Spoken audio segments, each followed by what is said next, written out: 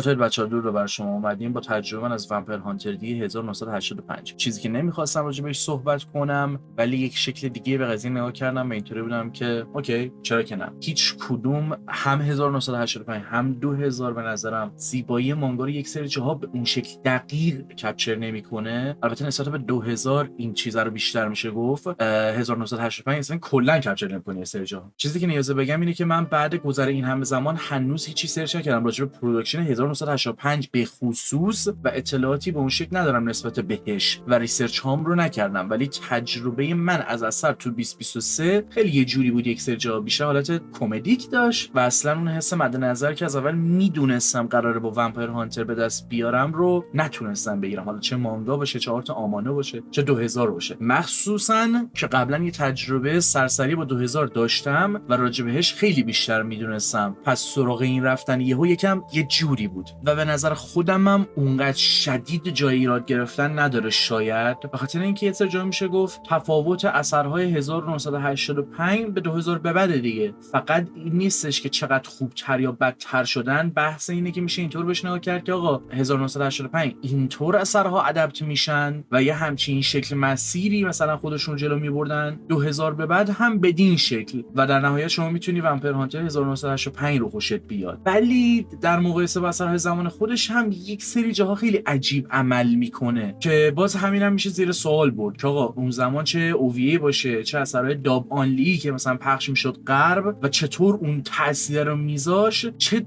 تجربه متفاوتی رو میساخت به نسبت اینکه انیمه یه چیز مخفی بود و چقدر همون موقع مثلا همون ومپیر هانتر 1985 هم چقدر فرق میکرد. میگم همه اینا خیلی ریسرچ میخواد بیشتر و احتمالاً خودم هم خطا دارم همین الان تو حرفام که خوشحال میشم اصلاح کنید منو تو کامنت ها که بقیه ببینن یا حداقل کل حرفام رو سند و یک به یک هک نکنید تو ذهنتون. ولی خب نکته اینه همین حرفم میرسونه که اصلا محدود به زمان بازی خودشه و به نظر من این چیز تایملس نیست که باز میفهمم همین حرفم هم وابسته به برداشت هر شخص میتونه متفاوت باشه که چی دارم میگم و این باعث میشه که الان سعی کنم دقت داشته باشم که چی رو چطور میگم و اشتباه نکنم به اون شکلی، ولی خب تجربه خودم و اون ذهنیتی که داشتم رو هم بگم. قطعا یک سری استانداردها رو نداره ولی افتضاحی ها بد نیست. به نظر من از اون اثرایی که همون موقع هم حس می‌شده که کجا پیسینگ بده راش شده است و حالا وابسته به اینکه چقدر جزئی کنیم قضیه رو، هرچند فکر نمی‌کنم بخوام اون شکلی وارد جزئیات هم بشم چون حس می‌کنم آنفیر بخوام به پلات و پیسینگ و کات و همه چی گیر بدم، در صورتی که حتی همین الان 90% قضیه رو به یاد ندارم. خب در ازای اون میخوام راجع به 2000 صحبت کنم و به جاش همه چی یادمه، ولی اصلا چرا این صحبت رو کردم؟ ببینید نمیخوام بد تا کنم با قضیه، خب ولی خب نه تنها به یاد موندنی نبوده برام همون موقع، هم متاسفانه اونطور و اونقدر که باید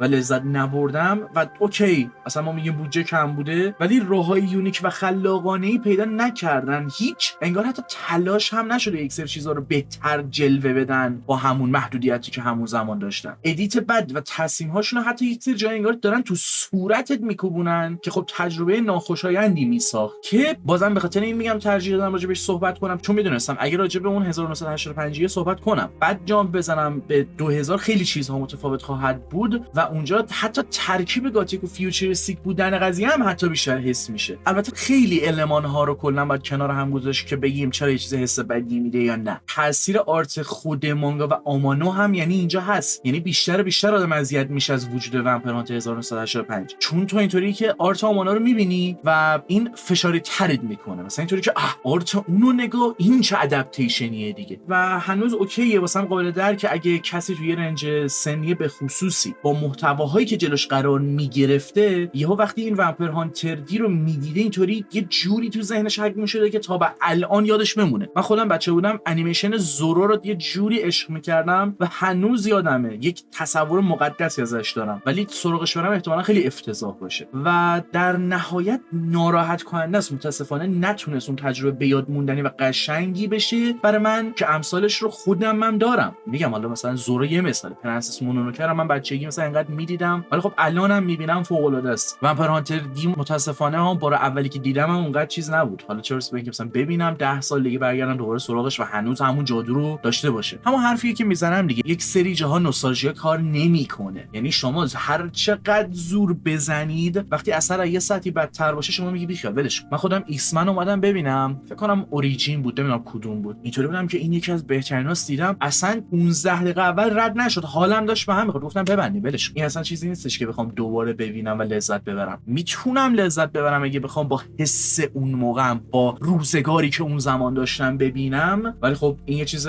کاملا متفاوته که حالت کپی طوری داره دیگه. ولی یه سری چیزای این شکلی و ریز باعث شدن پیش خودم بگم اوکی اشکال نداره، این ویدیو درست میکنم، بعدم میام خودم دوباره میبینم که حالا کجا اشتباه میکردم یا شاید حتی باید شایدتر گیر میدادم به قضیه، مخصوصا که قرار نیست بیخیال اثر بشم و کانتنت از ومپیر هانتر دی خیلی بیشتر تو این چند خواهیم داشت، حالا چه انیمه ها باشه چه مانگا باشه. و فکر نمی‌کنم واقعا کسی قبل اینکه توایلایت بیاد از ومپیر بدش میومده باشه و بیاد همین الان هم، ولی خب یه جایی ترندش یهو دد شد. امیدوارم که باز تو مود بیفته. من همه جور ومپیری رو دوست دارم، چه حالا ویژن رابرت ایگرز باشه که بگه آقا من میخوام دوباره برگردونم به اون فاز ترسناک و وحشتناک و قدیمی و چیزی که گاتیک میکرد قضیه رو، چون اون حالت آلوکارد و کسلوانیایی و یک چیز مجستیکی باشه که مثلا چشمات چی بگم چی داره میبینه، رنگین کمان، زیبا. و